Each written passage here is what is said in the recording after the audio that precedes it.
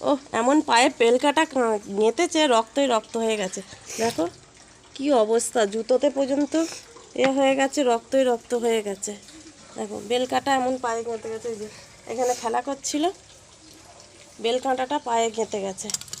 উফ বাবা, এমন ছেলেটা মাথা খারাপ করে দেয়, একটু দেখে শুনে খেলবে না কিছু না। দেখো বন্ধুরা কি অবস্থা, ছুটে পড়ে মা করছে, এসে দেখছি যে পায়ে রক্ত পুরো ভর্তি হয়ে গেছে, বেল কাঁটা গেলে কাঁদছে বসে বসে, দৌড়ে এসেছি।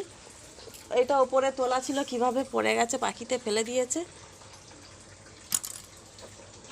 চুপ করো, আর কাঁদতে হবে না, যেমন অন্যায় করবে সব সময় বসে বসে। তো আমার ক্যামেরাম্যানের খুব কষ্ট হচ্ছে গো, পড়ে গেছে গো, পড়ে যায় না, এখানে জুতোতে মানে ফুঁড়ে ঢুকে গেছে, জুতোটা ফুঁড়ে ঢুকে গেছে, এখন জুতো ফুঁড়ে ঢুকে গেছে। চ পা ধুয়ে দিই। কী অবস্থা, একটা কাণ্ড ঘটিয়ে ফেললো। আর কাঁদতে হবে না, চুপ করো, অনেক কাজ করে ফেলেছে। তো বন্ধুরা খুব টেনশন হচ্ছে নিজের, যদি পায়ে ছেলের জুতোটা না যদি থাকতো কত বড় ক্ষতি হয়ে যেত বলো তো। দেখো এই কাঁটাটা দেখো, প্রায় 2 গাঁট করে কাঁটা।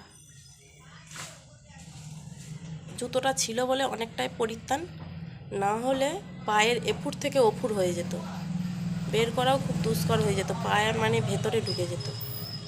আর পা ফেলে ঠিক মতো চলতেও পারছে না, গোড়ালিটা জুতোর ওপর দিয়ে হয়েছে বলে তাই খুব কষ্ট লাগছে, কান্নাও করছে খুব।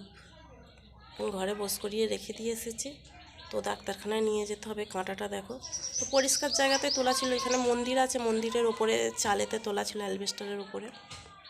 কিভাবে মানে পাখিতে সব ঠোংরা ঠোংরি করে, তো পড়ে গেছে, লক্ষ্য করেনি।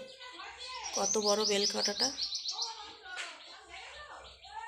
তো খুব কষ্ট লাগছে নিজেরও, যে কি হতো, ভেবে ভেবেই যাচ্ছি যে কি হতো। এমনি একটা ইঞ্জেকশান দিলেই ধরে রাখা যায়নি, খুব কান্না করে।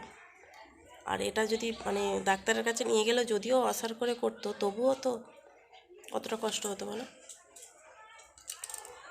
হঠাৎ করে একটা বিপদ ঘটিয়ে ফেললো।